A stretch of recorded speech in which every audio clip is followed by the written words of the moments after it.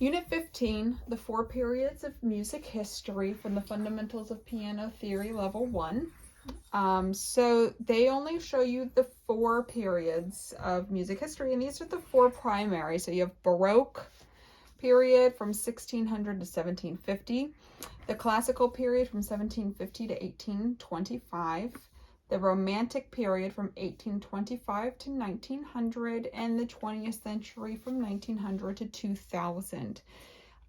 So first thing is that the 20th century you may also hear as the modern era.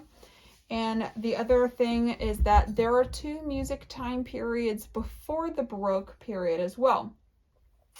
So before the Baroque came the Renaissance, and then before the Renaissance came medieval. So their music was not like the music from the Baroque era. It kind of really took a different shift and progressed forward.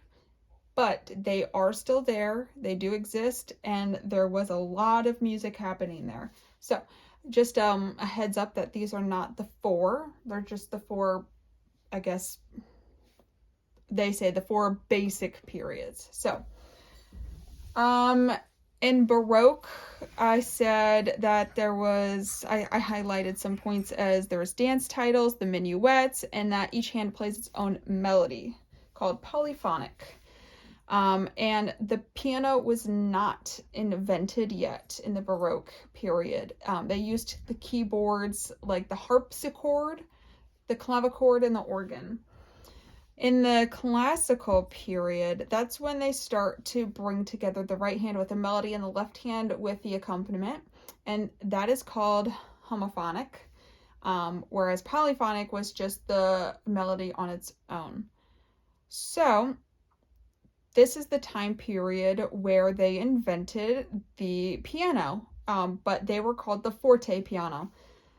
So that's kind of where the piano gets its name from, is forte piano. And then over time, it just kind of sounded better to just say piano, I guess. Not sure where the forte left. So the difference between the harpsichord and the forte piano is that the harpsichord only has one dynamic. There's only one volume that's coming out of it because the strings are plucked. The difference with that in the forte piano, or the piano that you play, is that you have a different range of dynamics that can be played. The lighter the touch, the softer the sound.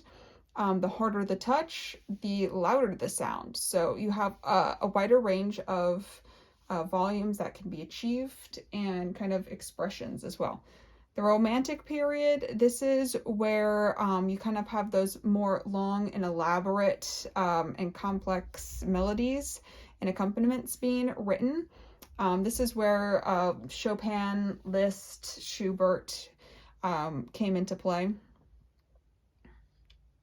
And then let's see, the 20th century, they really started to kind of like experiment with different sounds, like electronic instruments, electronic keyboards and synthesizers, and they started to go outside the box. They were like, rules, you can't tell me the rules.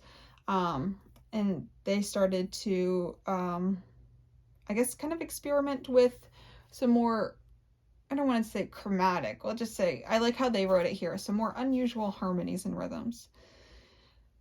The really cool part about the 20th century is that they said that, you know, back in the day, there wasn't all that many people taking piano lessons compared to nowadays.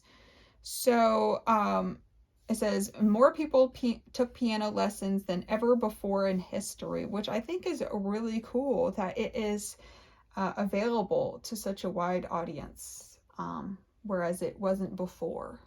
So, very cool. I just check that out.